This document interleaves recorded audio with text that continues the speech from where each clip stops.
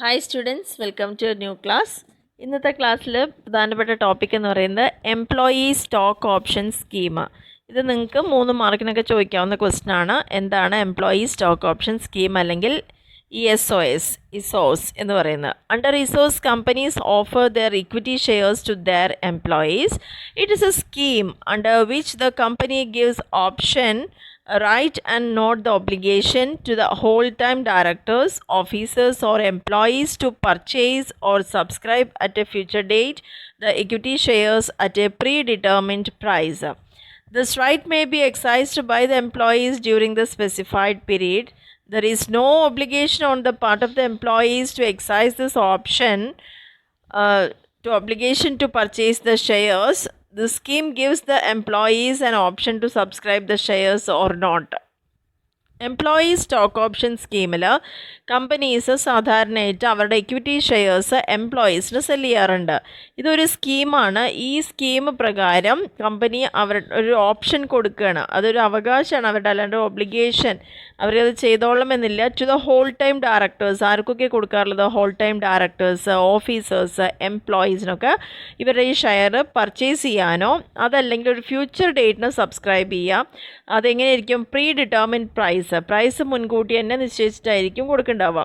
ഈ റൈറ്റ് വേണമെങ്കിൽ എംപ്ലോയിക്ക് എക്സൈസ് ചെയ്യാവുന്നതാണ് അല്ലെങ്കിൽ ആക്സെപ്റ്റ് ചെയ്യാവുന്നതാണ് ആ പറഞ്ഞിരിക്കുന്ന കാലയളവിൻ്റെ ഉള്ളിൽ. There is no obligation on the part of the employees. അതായത് ഈ ഒരു ഓപ്ഷൻ അവർ ഒബ്ലിഗേഷൻ ആയിട്ട് എടുക്കുന്നില്ല അല്ലെങ്കിൽ അങ്ങനെ അവരത് ചെയ്യുന്നില്ല എന്നുണ്ടെങ്കിൽ യാതൊരു നിർബന്ധമൊന്നുമില്ല അവർ ഈ ഷെയർ പർച്ചേസ് ചെയ്തോളണം എന്നുള്ളത്. The scheme gives the employees N option. Just ഒരു ഓപ്ഷൻ മാത്രമാണ് കമ്പനി അവർക്ക് ഓഫർ ചെയ്യുന്നത്. വേണമെങ്കിൽ ഈ ഒരു ഷെയർ അവർക്ക് വാങ്ങാം, വാങ്ങാതിരിക്കും. Nowadays, under this scheme, many companies, particularly software companies, are offering equity shares to their employees at a concessional price. ഇപ്പോൾ ഏറ്റവും കൂടുതലായിട്ട് IT ഫീൽഡിലുള്ള കമ്പനീസൊക്കെയാണ് ആ കമ്പനിയുടെ ഷെയർസ് എംപ്ലോയീസിന് ഒരു കൺസെഷൻ പ്രൈസിൽ കൊടുക്കുന്നുണ്ട്. ദ മെയിൻ എയിം എന്താണ് ഈ സ്കീമിൻ്റെ? To retain good employees in the organisation.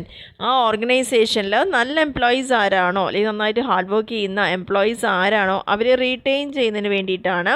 അതേപോലെ തന്നെ ആ കമ്പനിയുടെ മാറ്റേഴ്സിൽ അല്ലെങ്കിൽ കാര്യങ്ങളിലൊക്കെ അവരെ കൂടി ഉൾക്കൊള്ളിക്കുന്നതിന് വേണ്ടിയിട്ടാണ് ഇത്തരത്തിലുള്ള സ്കീമുകൾ കമ്പനി ഇൻട്രൊഡ്യൂസ് ചെയ്യുന്നത്. അപ്പോൾ എംപ്ലോയി സ്റ്റോക്ക് ഓപ്ഷനിൽ ഇത്രയേ ഉള്ളൂ. കമ്പനി ഇക്വിറ്റി ഷെയർസ് അതിൻ്റെ എംപ്ലോയീസിന് വേണമെങ്കിൽ അവർക്ക് പർച്ചേസ് ചെയ്യാനുള്ള ഒരു അവസരം അവിടെ കൊടുക്കുകയാണ് ചെയ്യുന്നത്. ഇനി സെബിയുടെ ഗൈഡ് ലൈൻസ് ഉണ്ട്. Stock exchange board of India, അതായത് സെക്യൂരിറ്റീസിൻ്റെ ട്രാൻസാക്ഷനെ കൺട്രോൾ ചെയ്യുന്ന അപ്പെക്സ് അതോറിറ്റിയാണ് സെബി എന്ന് പറയുന്നത്. അപ്പോൾ ഇങ്ങനെ ഒരു ESOS പ്രൊവൈഡ് ചെയ്യുകയാണെങ്കിൽ എന്തൊക്കെയാണ് ഗൈഡ് ലൈൻസ് എന്നാണ് പറയുന്നത്. First one, no ESOS can be offered to employees of a company unless the shareholders of tech company approve ESOS by passing a special resolution in the general meeting. അതായത് ഇങ്ങനൊരു offer technology based ആയിട്ടുള്ള company അല്ലാതൊരു കമ്പനിക്ക് കൊടുക്കണമെങ്കിൽ general മീറ്റിങ്ങിൽ special resolution പാസ്സാക്കിയിട്ടുണ്ടാവണം. അതേപോലെ ESOS would be open to all permanent employees of the company working in India or outside India and to the directors of the company. ഇനി ഈ ഒരു പ്രൊവിഷൻ എന്ന് പറയുന്നത് ഇന്ത്യക്കുള്ളിലും പുറത്തും വർക്ക് ചെയ്യുന്ന, കമ്പനിയുടെ കീഴിൽ വർക്ക് ചെയ്യുന്ന എല്ലാവർക്കും ബാധകമാണ്. The company shall not vary the terms of ESOS in any manner which may be detrimental to the interest of the employees. Company ഒരിക്കലും അതിൻ്റെ ടേംസ് മാറ്റങ്ങൾ കൊണ്ടുവന്നിട്ടില്ല. അതിൻ്റെ ടേംസ് റൂൾസിലൊന്നും മാറ്റങ്ങൾ കൊണ്ടുവരാൻ പറ്റില്ല. കാരണം എംപ്ലോയീസിൻ്റെ താല്പര്യങ്ങളെ സംരക്ഷിക്കുന്നതിന് അനുസൃതമായിട്ടാണ് അതിലുണ്ടാക്കിയിരിക്കുന്ന കാര്യങ്ങൾ. അപ്പോൾ ഒരിക്കലും കമ്പനിക്ക് അത് അവരുടെ ഇഷ്ടത്തിനനുസരിച്ചിട്ട് മാറ്റിമറിക്കാൻ സാധിക്കുന്നതല്ല എന്നാണ് പറയുന്നത്. Fourth point, option granted to an employee shall not be transferable to any person. ഇനി നമ്മളൊരു എംപ്ലോയിക്ക് ഇത് ഓഫർ ചെയ്ത് കഴിഞ്ഞാൽ അവർക്കത് വേണമെങ്കിൽ സ്വീകരിക്കാം അല്ലെങ്കിൽ റിജക്റ്റ് ചെയ്യാം. പക്ഷെ ഒരിക്കലും ആ ഒരു സ്വാതന്ത്ര്യം അവർക്ക് കിട്ടിയിരിക്കുന്ന ആ ഒരു റൈറ്റിനെ അവർക്ക് എന്ത് ചെയ്യാൻ പറ്റില്ല, വേറൊരു വ്യക്തിക്ക് ട്രാൻസ്ഫർ ചെയ്ത് കൊടുക്കാൻ സാധിക്കില്ല. No person other than employee to whom the option is granted shall be entitled to exercise the option. അതായത് ആർക്കാണോ ഇങ്ങനൊരു ഓഫർ കൊടുത്തിരിക്കുന്നത് അവർക്ക് വേണമെങ്കിൽ അത് സ്വീകരിക്കാം, അല്ലാതെ ഒരിക്കലും വേറൊരു വ്യക്തിക്ക് അവർക്ക് പകരമായിട്ട് അത് ഓപ്ഷൻ സ്വീകരിക്കാൻ സാധ്യമല്ല. ആൻഡ് 6th പോയിന്റിൽ പറയുന്നത് there shall be a minimum period of 1 year between the grant of option and vesting of option. അതായത് മാക്സിമം എങ്ങനെയാണ് ആ ഒരു പീരീഡ് എന്ന് പറയുന്നത്, minimum 1 year between the grand of option. ഇങ്ങനെ ഒരു ഓപ്ഷൻ നൽകിയിട്ട് അത് ചൂസ് ചെയ്യാനുള്ളൊരു സമയം എന്ന് പറയുന്നതിനാണ് ഒരു വർഷമെങ്കിലും ഉള്ള സമയം അവർ കൊടുക്കുന്നുണ്ട്. ഇനി എന്താണ് ഇങ്ങനെ ഇസോസിൻ്റെ objectives? First one, to develop the feeling of participation among employees. കാരണം എംപ്ലോയീസിനെ കൂടി ഉൾപ്പെടുത്തിക്കൊണ്ടാണ് അവിടുത്തെ എല്ലാ കാര്യങ്ങളും നടത്തുന്നത് എന്ന് അവർക്കൊരു ബോധ്യം വരുത്തുന്നതിന് വേണ്ടിയിട്ട് ഇത് ഉപകാരമാവും.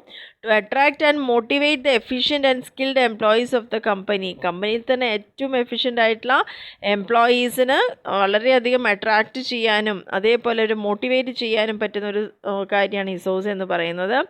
ആൻഡ് തേർഡ് പോയിന്റിൽ പറയുന്നത് to encourage to serve the company. കമ്പനീനെ കൂടുതലായിട്ട് സെർവ് ചെയ്യാൻ വേണ്ടിയിട്ട് ഒരു എൻകറേജ്മെൻ്റ് ആണത്. To provide long term resource to the employee. ഇങ്ങനെ നമ്മൾ ചെയ്യുകയാണെങ്കിൽ ആ എംപ്ലോയീസിന് എന്താണ്, അതൊരു ലോങ് ടേമിലേക്ക് ഒരു ബെനിഫിറ്റ് കിട്ടുന്ന പോലെ ആയിരിക്കും ചെയ്യാം. ആൻഡ് ലാസ്റ്റ് പോയിന്റിൽ പറയുന്നത് to provide economic benefits by allotment of shares less than the market price et cetera. പിന്നെ ഇങ്ങനെ കൊടുക്കുന്ന ഷെയർസിന് മാർക്കറ്റ് പ്രൈസിനേക്കാൾ കുറവിലായിരിക്കും അവർക്ക് അലോട്ട് ചെയ്ത് കൊടുക്കുക. അപ്പോൾ ഇതൊക്കെയാണ് ഇതിൻ്റെ പ്രധാനപ്പെട്ട ഒബ്ജക്റ്റീവ് എന്ന് പറയുന്നത്. Next topic stock. ഇതൊരു 3 മാർക്സിന് ചോദിക്കാറുള്ള ക്വസ്റ്റ്യൻ ആണ്. എന്താണ് സ്റ്റോക്ക് എന്ന് പറഞ്ഞു കഴിഞ്ഞാൽ? Stock represents a portion of the capital of a company just like shares.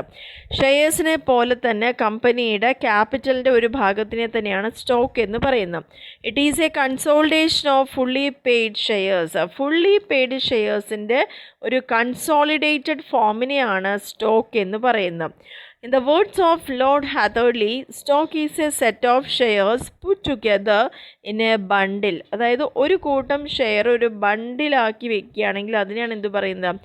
Stock എന്ന് പറയുന്നത്. Stock has no definite value. It can be of any value. ഒരു സ്റ്റോക്കിന് ഒരു ഡെഫിനിറ്റ് ആയിട്ടൊരു വാല്യൂ ഒന്നുമില്ല, അതിന് ഏത് വാല്യൂവും സ്വീകരിക്കാവുന്നതാണ്. അങ്ങനെയാണെങ്കിൽ എന്താണ് ഡിഫറൻസ്? ഒരു 6 മാർക്സിനുള്ള ക്വസ്റ്റ്യൻ ആണ്, അല്ലെങ്കിൽ ഒരു 3 മാർക്സിന് ചോദിക്കാം. What are the difference between stock and shares? അതിൽ ഷെയറിൻ്റെ first column share, second column stock. First difference is it has a face value. ഷെയറിന് എപ്പോഴും ഒരു ഫേസ് വാല്യൂ ഉണ്ടായിരിക്കും, സ്റ്റോക്കിന് ഒരിക്കലും എന്തുണ്ടാവില്ല, ഒരു ഫേസ് വാല്യൂ ഉണ്ടായിരിക്കില്ല. ഷെയർ എന്ന് പറയുന്നത് ഫുള്ളി പെയ്ഡപ്പോ പാർട്ട്ലി പെയ്ഡപ്പോ ആയിട്ടുള്ള ഷെയർ ആവാം. അതായത് നേരത്തെ പറഞ്ഞ പോലെ ഒരു ഷെയറിൻ്റെ ഫേസ് വാല്യൂ 100 ആണെങ്കിൽ അത് 50 റുപ്പീസിന് പാർട്ട്ലി പേ ചെയ്യാം, അതല്ലാന്നുണ്ടെങ്കിൽ 100 ഫുള്ളി പേയ്മെൻറ്റും ചെയ്യാം. പക്ഷേ സ്റ്റോക്ക് എപ്പോഴും ഫുള്ളി പെയ്ഡ് ആയിരിക്കും. ആൻഡ് തേർഡ് പോയിന്റിൽ പറയുന്നത് it can be issued directly. ഒരു കമ്പനിക്ക് ഷെയർസ് ഡയറക്റ്റ് ആയിട്ട് ഇഷ്യൂ ചെയ്യാം, പക്ഷെ ഒരിക്കലും അത് ഡയറക്റ്റ് ആയിട്ട് ഇഷ്യൂ ചെയ്യാൻ പറ്റില്ല. ഏതിൻ്റെ കേസിൽ? സ്റ്റോക്കിൻ്റെ കേസിൽ. നെക്സ്റ്റ് പോയിന്റിൽ it cannot be issued or transferred in fraction. Share നമുക്ക് എന്ത് ചെയ്യാൻ പറ്റും? അതൊരിക്കലും ഇഷ്യൂ ചെയ്യാനോ ഒരു ഫ്രാക്ഷൻ ഫോമിലേക്ക് മാറ്റാനോ സാധ്യമല്ല. എന്നാൽ ഇത് ട്രാൻസ്ഫർ ചെയ്യാനും ഫ്രാക്ഷൻ ഫോമിലേക്ക് മാറ്റാനും സ്റ്റോക്ക് സാധ്യമാണ്. അടുത്തത് it can be issued by any company. Share എന്ന് പറയുന്നത് ഏതൊരു കമ്പനിക്ക് ഇഷ്യൂ ചെയ്യാം, പക്ഷേ ലിമിറ്റഡ് കമ്പനീസിന് മാത്രമാണ് അവരുടെ ഷെയർസിനെ സ്റ്റോക്കാക്കി മാറ്റാൻ പറ്റുള്ളൂ. 7th point it is always registered. Share എപ്പോഴും എന്തായിരിക്കും? രജിസ്റ്റേർഡ് ആയിരിക്കും. It may be registered or unregistered in the case of stock. Stock എന്ന് പറയുമ്പോൾ നമുക്കവിടെ നിർബന്ധമൊന്നുമില്ല, മേ ബി രജിസ്റ്റേർഡ് അല്ലെങ്കിൽ അൺരജിസ്റ്റേർഡും ആയിരിക്കാം. അപ്പോൾ ഇത് വളരെ ഇമ്പോർട്ടൻ്റ് ആയിട്ടുള്ള ക്വസ്റ്റ്യൻ ആണ്. എന്താണ് സ്റ്റോക്ക്, അതിൻ്റെ ഡിഫറൻസ് എന്താണെന്നുള്ളത്. ഇനി നെക്സ്റ്റ് മെയിൻ ടോപ്പിക്കാണ് issue of shares. The first step in commencing business of a company is to raise capital by the issue of shares. ആദ്യത്തെ സ്റ്റെപ്പ് ഒരു ബിസിനസ് സ്റ്റാർട്ട് ചെയ്യുമ്പം ഫസ്റ്റ് വരുന്ന സ്റ്റെപ്പ് എന്ന് പറയുന്നത് എന്താണ്? അതിൻ്റെ ക്യാപിറ്റൽ റേസ് ചെയ്യുക എന്നുള്ളതാണ്. അത് എങ്ങനെയാണ് ചെയ്യുന്നത്? To issue shares. Share issue ചെയ്തുകൊണ്ടാണ് അവരുടെ ക്യാപിറ്റൽ റിക്വയർമെൻറ്റ്സ് മീറ്റ് ചെയ്യുന്നത്. The shares of a company can be issued in 3 ways. കമ്പനിക്ക് ഒരു ഷെയർ ഉണ്ടെങ്കിൽ ആ ഷെയർ 3 തരത്തിലാണ് ഇഷ്യൂ ചെയ്യാൻ പറ്റുക. By private placement of shares, by right issue of shares, by public issue of shares. അപ്പോൾ ഷെയറിൻ്റെ ഇഷ്യൂ എന്ന് പറയുന്നത് public issue, private issue, right issue. അപ്പോൾ അതിൽ ഫസ്റ്റ് നോക്കാം പ്രൈവറ്റ് പ്ലേസ്മെൻറ്റ് ഓഫ് ഷെയർസ്. എന്താണ് പ്രൈവറ്റ് പ്ലേസ്മെൻറ്റ് ഓഫ് ഷെയർസ് എന്ന് പറഞ്ഞു കഴിഞ്ഞാൽ a private company cannot issue a prospectus. അതൊക്കെ മുന്നേ നിങ്ങൾ പഠിച്ചിട്ടുണ്ടായിരിക്കും. ഒരു പ്രൈവറ്റ് കമ്പനിക്ക് പ്രോസ്പെക്ടസ് ഇഷ്യൂ ചെയ്യാൻ സാധ്യമല്ല. അതുകൊണ്ട് തന്നെ അതിൻ്റെ ക്യാപിറ്റൽ എന്ന് പറയുന്നത് എങ്ങനെയായിരിക്കും? പ്രൈവറ്റ് പ്ലേസ്മെൻറ്റിലൂടെയാണ് അവർക്ക് സമാഹരിക്കാൻ സാധിക്കുള്ളൂ. A public limited company can also raise its capital by placing the shares privately and without inviting public for subscription of its shares. പബ്ലിക്കിന് ഷെയർ വാങ്ങുന്നതിന് വേണ്ടിയിട്ട്, സബ്സ്ക്രൈബ് ചെയ്യുന്നതിന് വേണ്ടിയിട്ട് ഇൻവൈറ്റ് ചെയ്യാതെ തന്നെ പ്രൈവറ്റ് ആയിട്ടും ഷെയർസ് സെല് ചെയ്യാം. Private placement is the issue of securities of a company direct to one investor or a small group of investors. അപ്പോൾ പ്രൈവറ്റ് പ്ലേസ്മെൻറ്റ് എന്ന് പറയുന്നത് എന്താണ്?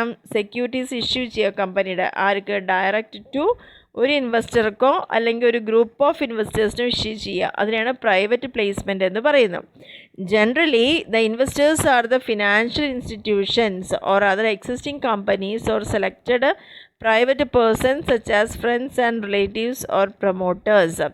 സാധാരണയായിട്ട് ഇൻവെസ്റ്റേഴ്സ് എന്താ ചെയ്യുന്നത്? ആരായിരിക്കും ഇൻവെസ്റ്റേഴ്സ് എന്ന് പറഞ്ഞാൽ? ഫിനാൻഷ്യൽ ഇൻസ്റ്റിറ്റ്യൂഷൻസ് ആയിരിക്കും, അല്ലെങ്കിൽ നിലവിലുള്ള മറ്റേതെങ്കിലും കമ്പനി ആയിരിക്കും, അല്ലെങ്കിൽ അവർ സെലക്ട് ചെയ്യുന്ന കുറച്ച് പേഴ്സൺസ്, അവരുടെ ഫ്രണ്ട്സോ റിലേറ്റീവ്സോ പ്രൊമോട്ടേഴ്സോ ആരെങ്കിലും ആയിരിക്കാം. Company law defines privately placed issue to be one seeking subscription from 50 members. ഇനി ഒരു കമ്പനി ലോയിൽ പ്രത്യേകിച്ച് പറയുന്നുണ്ട് പ്രൈവറ്റ് പ്ലേസ്മെൻറ്റ് അല്ലെങ്കിൽ പ്രൈവറ്റ് പ്ലേസ്ഡ് ആയിട്ടുള്ള കാര്യങ്ങൾ ഇഷ്യൂ ചെയ്യണമെങ്കിൽ അവിടെ സബ്സ്ക്രിപ്ഷൻ നിർബന്ധമായും 50 മെമ്പേഴ്സ് ഉണ്ടെങ്കിൽ സാധ്യമാവുള്ളൂ. In a private placement, no prospectus is issued. Private placement ആകുമ്പോൾ അവിടെ എന്തില്ല? പ്രോസ്പെക്ടസ് ഇഷ്യൂ ചെയ്യേണ്ട. In this case, the elaborate procedure required in the case of public issue is avoided. അപ്പോൾ ഇങ്ങനൊരു സാഹചര്യത്തിൽ നിലനിൽക്കുമ്പോൾ ഇത്തരത്തിലുള്ള ഇഷ്യൂ ഒക്കെ നമുക്ക് അവോയ്ഡ് ചെയ്യേണ്ടതാണ്.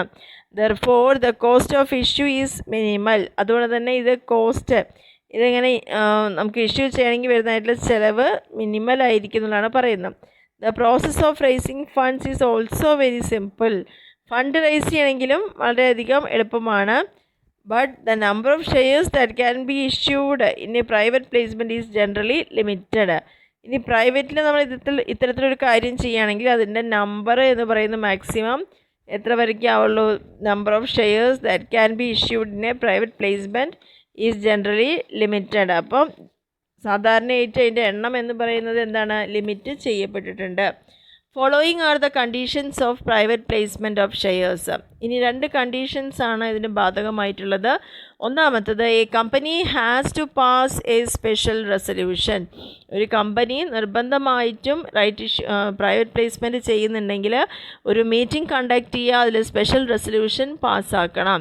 ഇനി അങ്ങനെ റെസൊല്യൂഷൻ പാസ്സായിട്ടില്ലെങ്കിൽ the board of directors should make an application to the central government for obtaining the consent.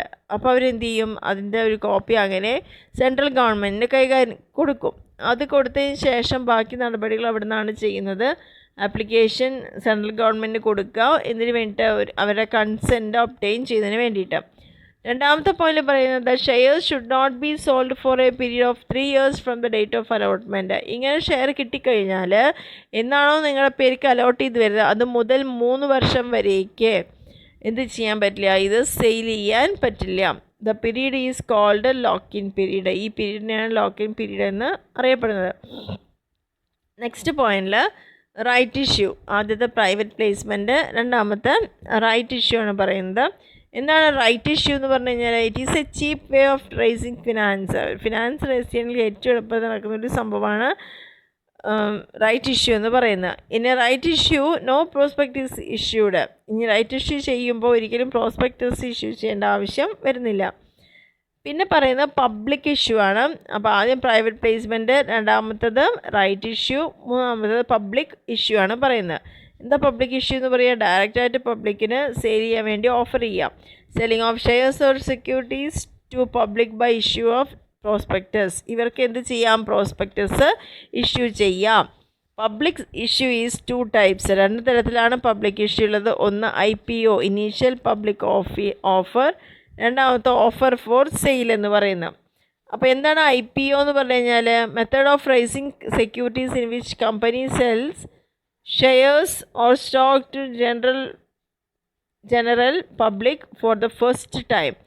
അതായത് സെക്യൂരിറ്റീസ് റേസ് ചെയ്യാം, കമ്പനിക്ക് ഷെയർസ് ആദ്യമായിട്ട് ജനറൽ പബ്ലിക്കിന് വേണമെങ്കിൽ വാങ്ങുന്ന ഒരു സൗകര്യം ഒരുക്കി കൊടുക്കലാണ് ഇനീഷ്യൽ പബ്ലിക് ഓഫർ എന്ന് പറയുന്നത്.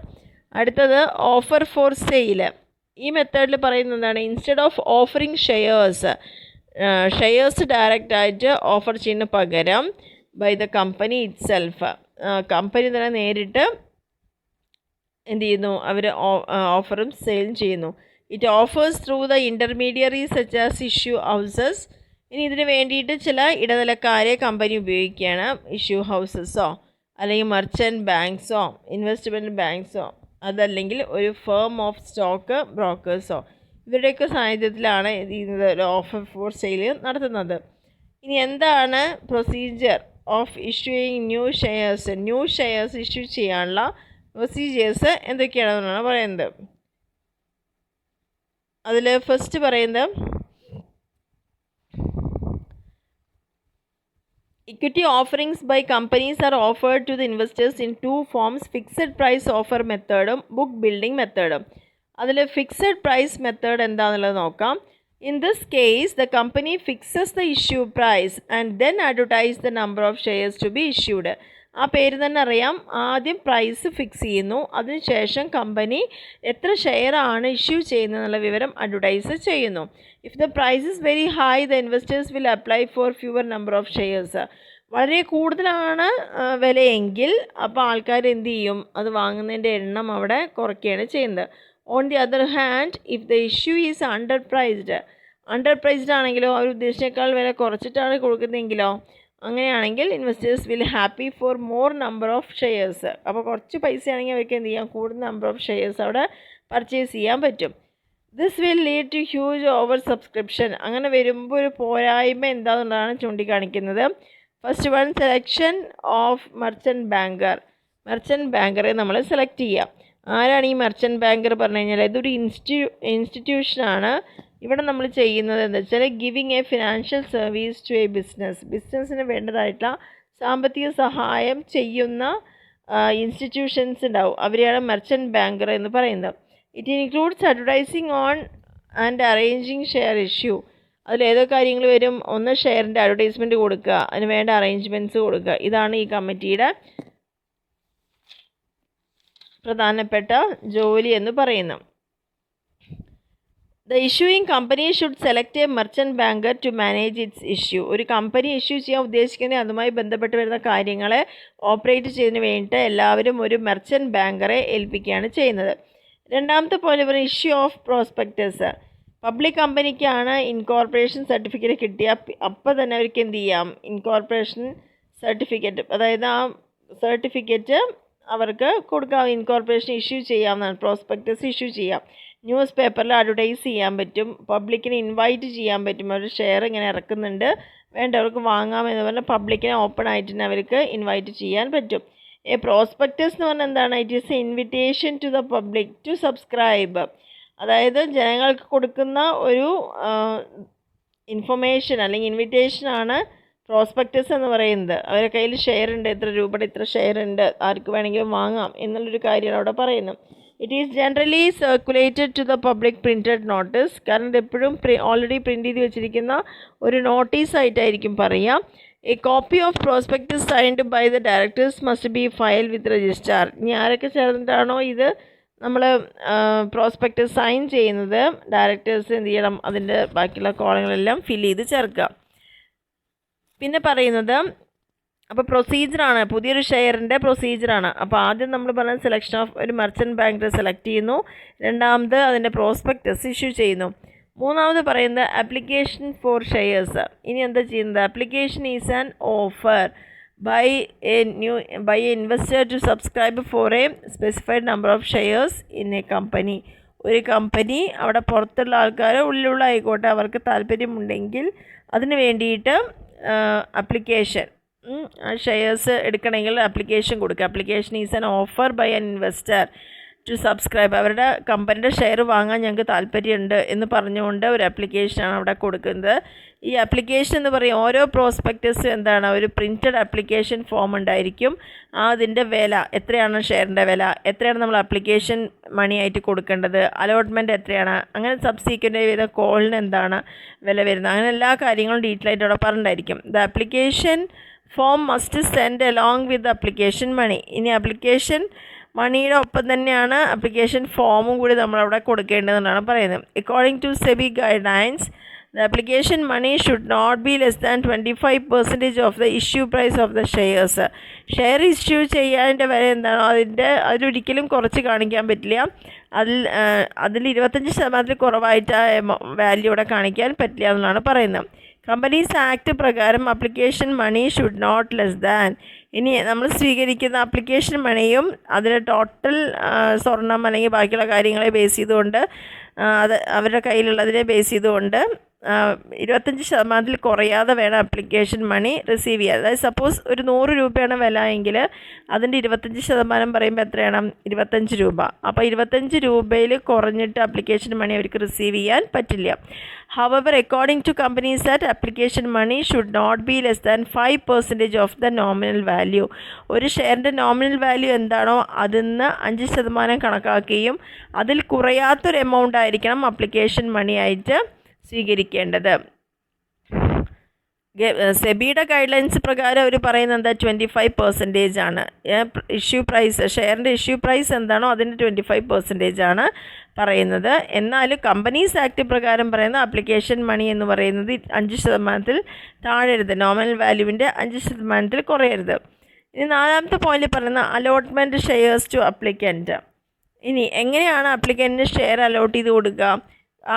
After the close of the last date of ആപ്ലിക്കേഷൻ്റെ ഡേറ്റ് ക്ലോസ് ചെയ്ത് കഴിഞ്ഞാൽ the board of directors will proceed to allot shares to the application. അതിനുശേഷം അവർ തീരുമാനിക്കും ഷെയർ ഇഷ്യൂ ചെയ്യണോ വേണ്ടേ എന്നുള്ളത്. Allotment of shares simply means issuing shares to the allottee, അല്ലെങ്കിൽ ആ ആൾക്കാർക്ക് ആരാണോ അപ്ലൈ ചെയ്തത് അവർക്ക് അത് ഇഷ്യൂ ചെയ്ത് കൊടുക്കുക. And response to their application for their shares. പിന്നെ ആ ഷെയറുമായിട്ട് വരുന്ന ഒരു കാര്യത്തിലൊന്നും ഇവർക്ക് ഇടപെടാൻ സാധിക്കില്ല. The fact of document is intimated to an allottee by a letter of allotment and the shareholder is required to pay allotment money on the shares allotted. എത്ര ഷെയറാണോ അലോട്ട് ചെയ്തിരിക്കുന്നത് അതിനനുസരിച്ചിട്ട് അലോട്ട്മെൻറ്റ് മണി കൂടിയിട്ട് അവിടെ അടയ്ക്കാൻ ബാധ്യസ്ഥരാണ്. അലോട്ട്മെൻറ്റ് കഴിഞ്ഞ ഉടനെ ഇത്തരത്തിലുള്ള കാര്യങ്ങൾ അവിടെ ചെയ്ത് തുടങ്ങണം എന്നുള്ളതാണ് പറയുന്നത്. If no allotment is made on the അപ്ലിക്കൻറ്റിന് അലോട്ട്മെൻറ്റ് ഇല്ലെങ്കിൽ a letter of regret is issued to him. അപ്പോൾ അവർക്ക് ഇല്ല എന്ന് പറയുമ്പോൾ അത് മോശമാണല്ലോ, അപ്പോൾ അതുകൊണ്ട് ഒരു ലെറ്റർ ഓഫ് റിഗ്രറ്റ് അവർക്ക് കൊടുക്കും. To him and application money will be returned. അപ്പോൾ അങ്ങനെയാണെന്ന് വെച്ചാൽ ആ കഴിച്ച അതിൻ്റെ എമൗണ്ട് എന്ന് പറയുന്നത് അവർ റിട്ടേൺ ചെയ്യേണ്ടതാണ്. Next, now the allottees become the share holders of the members of the company. അപ്പോൾ ഇതിൽ കമ്പനീൻ്റെ മെമ്പർ ആവുന്ന എപ്പോഴാണ്, കറക്റ്റായിട്ട് അലോട്ട്മെൻറ്റ് കഴിഞ്ഞ് എല്ലാവരും വരുന്ന അതെല്ലാവരും കൂടി തീരുമാനിക്കുമ്പോഴാണ് ഒരു ഡിസിഷൻ എടുക്കുന്നത്. ഇനി പറയുന്ന ടൈപ്സ് ഓഫ് അലോട്ട്മെൻറ്റ് പ്രധാനമായിട്ട് 2 തരത്തിലുള്ളത്. ഒന്ന് ഫേം അലോട്ട്മെൻറ്റും പിന്നെ ഒന്ന് പ്രിഫറൻഷ്യൽ അലോട്ട്മെൻറ്റും. ഫേം അലോട്ട്മെൻറ്റ് എന്ന് പറഞ്ഞു കഴിഞ്ഞാൽ it means allotment all made to promoters, financial institution, employees of the company. NRIs and FIs are specified number of areas out of the total issue. Total issue എത്രയാണോ അതിൽ നിന്ന് ഒരു specified number വേണമെങ്കിൽ issue ചെയ്യാം. അതായത് അത് file ചെയ്യാൻ. First allotment പറയുന്നത് എന്താണ്, പ്രൊമോട്ടേഴ്സിന് കൊടുക്കുന്നത്, ഫിനാൻഷ്യൽ ഇൻസ്റ്റിറ്റ്യൂഷന് കൊടുക്കുന്നത്, അവിടുത്തെ എംപ്ലോയീസിന് കൊടുക്കുക. ഇവർക്കാണ് ആദ്യം ഓഫർ ചെയ്യുക. പിന്നെ NRIs ഉണ്ടെങ്കിൽ പിന്നെ FIIs, അതേപോലെ തന്നെ specified number of shares out of the total issue എത്രയാണോ അതിൽ സ്പെസിഫൈഡ് നമ്പർ ഇത്ര എണ്ണം ഇന്ന ആൾക്കാർക്ക് വേണ്ടിയിട്ട്, അതാണ് ഫേം അലോട്ട്മെൻറ്റ് എന്ന് പറയുന്നത്. രണ്ടാമത്തെ പ്രിഫറൻഷ്യൽ അലോട്ട്മെൻറ്റ്, അതായത് ബൾക്ക് അലോട്ട്മെൻറ്റ് ഓഫ് ഷെയർ ആണ്. പ്രീ ഡിറ്റർമിൻഡ് പ്രൈസിൽ മുൻകൂട്ടി നിശ്ചയിച്ച പ്രൈസ് പ്രകാരം തന്നെ ബൾക്കായിട്ട് അലോട്ട് ചെയ്യുക. To the pre identified people, ഈ ആൾക്കാരും എങ്ങനെ ഇരിക്കും, അവർ മുൻകൂട്ടി അവരെയൊക്കെ ഐഡൻറ്റിഫൈ ചെയ്തിട്ടുണ്ടാവും. Having strategic stake in the company such as promoters, venture capitalist. ആർക്കാണ് ഇങ്ങനത്തെ ഒരു കഴിവുണ്ടാവുന്നതെന്ന് പറയുന്നത് ഒരു വെഞ്ചർ ക്യാപിറ്റലിസ്റ്റിനോ പ്രൊമോട്ടേഴ്സിനോ അല്ലെങ്കിൽ FISനോ ഫോറിൻ ഇൻസ്റ്റിറ്റ്യൂഷണൽ ഇൻവെസ്റ്റ്മെൻറ്റ്സ് FISനോ ഇവർക്കൊക്കെ ആയിരിക്കും കൂടുതലായിട്ട് ഇങ്ങനെ ഒരു പ്രിഫറൻസ് കിട്ടുക. Under this method the entire allotment is made to pre identified people. നേരത്തെ കൂട്ടിയ ജനങ്ങളെയും അവർ തീരുമാനിച്ച് വെച്ചിട്ടുണ്ടായിരിക്കും. The holders of such shares cannot sell the shares. അവിടെ ഒരു ഹോൾഡ് ഉണ്ടാവും, അല്ലെങ്കിൽ അതിൻ്റെ ആ ഒരു ഹോൾഡേഴ്സ് ഓഫ് സച്ച് ഷെയർസ്, ഇത് കൈവശം വയ്ക്കുന്ന ആൾക്കാർ അവരുടെ ഷെയർ ഒരിക്കലും ഓപ്പൺ മാർക്കറ്റിൽ 3 years from the date of allotment, എന്നാണോ അലോട്ട് ചെയ്ത് നമുക്ക് കിട്ടിയത് അത് മുതൽ 3 വർഷം വരേക്ക് അവർക്ക് എന്ത് ചെയ്യാൻ പറ്റില്ല, ഈ ഷെയർസിനെ വേറെ ആൾക്കാർക്ക് സെയിൽ ചെയ്യാൻ പറ്റില്ല. 5ാമത്തെ പോയിന്റ് പറയുന്നത് issue of share certificate on receipt of allotment money. അപ്പോൾ ആദ്യം നമ്മൾ അപ്ലിക്കേഷൻ മണി ചോദിച്ചു, അതിന് ശേഷം അലോട്ട്മെൻറ്റ് മണി റിസീവ് ചെയ്യുക. The company issues share certificate under its common seal. Company അതിൻ്റെ കോമൺ സീലിലായിരിക്കും എന്ത് കൊടുക്കുന്നത്, ഇഷ്യൂ ഓഫ് സർട്ടിഫിക്കറ്റ് ഇഷ്യൂ ചെയ്യുന്നത്. Share certificate is A document that provides evidence of ownership of shares in A limited company. ഒരു limited കമ്പനിയിൽ എത്ര share നമ്മൾ hold ചെയ്തിട്ടുണ്ട് എന്നുള്ളതിനുള്ളൊരു തെളിവാണ് ഈ ഷെയർ സർട്ടിഫിക്കറ്റ് എന്ന് പറയുന്നത്. It contains the name of the share holder. ഇനി ആ സർട്ടിഫിക്കറ്റിൽ എന്തൊക്കെ ഉണ്ടായിരിക്കുക, ആ ഷെയർ എടുത്തിരിക്കുന്ന ആളുടെ number. It is generally signed by at least 1 director. അത് മിനിമം ഒരു ഡയറക്ടറെങ്കിലും എന്ത് ചെയ്തിട്ടുണ്ടായിരിക്കണം, സൈൻ ചെയ്തിട്ടുണ്ടായിരിക്കണം. And company secretary. അപ്പോൾ കമ്പനി സെക്രട്ടറിയോ അതല്ലെങ്കിൽ മിനിമം ഒരു ഡയറക്ടറെങ്കിലും. അതിൽ പ്രത്യേകിച്ച് പറഞ്ഞിരിക്കുന്നത് ഷെയർ സർട്ടിഫിക്കറ്റ് എന്താണെന്നൊരു ചോദ്യം ഉണ്ടാവാം. ജസ്റ്റ് അലോട്ട്മെൻറ്റ് മണി കിട്ടിക്കഴിഞ്ഞാലാണ് കമ്പനി ആർക്ക് കൊടുക്കുന്നത്, കമ്പനിയുടെ കോമൺ സീലിൻ്റെ മുകളിൽ ഒരു സർട്ടിഫിക്കറ്റ്, അതായത് ആദ്യം തന്നെ അല്ല ഈ സർട്ടിഫിക്കറ്റ് ഇഷ്യൂ ചെയ്യുന്നത് എന്നാണ് പറയുന്നത്. അപ്ലിക്കേഷൻ മണി കഴിഞ്ഞ് അലോട്ട്മെൻറ്റ് മണിയും കൂടി കഴിയുമ്പോഴാണ് ഈ സർട്ടിഫിക്കറ്റ് കോമൺ സീൽ അവർക്ക് ഇഷ്യൂ ചെയ്ത് കൊടുക്കുന്നത്. ഇതിൽ പ്രധാനമായിട്ട് പറയുന്ന it is A document that provides evidence of ownership of shares. അതായത് ഇന്ന കമ്പനിയിൽ ഇത്ര ലക്ഷം രൂപയുടെ ഷെയറുകൾ ഇന്നാളുടെ പേർക്ക് ഉണ്ട് എന്നുള്ളത് കാണിക്കാനുള്ള സർട്ടിഫിക്കറ്റാണ്. അതിൽ ഷെയർ ഹോൾഡറുടെ നെയിം ഉണ്ടായിരിക്കും, അയാൾ എടുത്തിരിക്കുന്ന ഷെയറിൻ്റെ നമ്പർ, ഏത് ടൈപ്പ് ഷെയറാണ് ഓൺ ചെയ്തിരിക്കുന്നത്, ആ ഷെയറിൻ്റെ എല്ലാം സീരിയൽ നമ്പർ, ഇതെല്ലാം അതിൽ മെൻഷൻ ചെയ്തിരിക്കും. It is generally signed by at least 1 directors of company secretary. അതായത് കമ്പനി സെക്രട്ടറിയോ അല്ലെങ്കിൽ അതിലത്തെ ഏതെങ്കിലും ഒരു ഡയറക്ടർ എങ്കിലും ആണ് അത് സൈൻ ചെയ്തിട്ടുണ്ടാവുക എന്നാണ് പറയുന്നത്. അപ്പോൾ ഇന്നത്തെ ക്ലാസ് ക്ലിയർ ആയെന്ന് വിചാരിക്കുന്നു. അപ്പോൾ ഇന്ന് ഡിസ്കസ് ചെയ്തതിൽ മെയിനായിട്ട് എക്സാമിന് ചോദിക്കുന്ന കുറച്ച് പോയിൻറ്റുകളും കൂടി ഉണ്ട്. എന്താണ് സ്റ്റോക്ക്, എന്താണ് ഷെയർ, അതിൻ്റെ ഇഷ്യൂ പ്രൊസീജിയർ എങ്ങനെയാണ്, അത് ചോദിക്കാൻ ചാൻസിലാണ്. എങ്ങനെയാണ് ഷെയർ ഇഷ്യൂ ചെയ്യാറുള്ളത് എന്നുള്ളത്. പിന്നെ അലോട്ട്മെൻറ്റ് 2 ടൈപ്സ് ഉണ്ട് എന്നാണ് പറയുന്നത്. അപ്പോൾ എല്ലാവർക്കും ക്ലിയർ ആയി എന്ന് വിചാരിക്കുന്നു. Okay, thank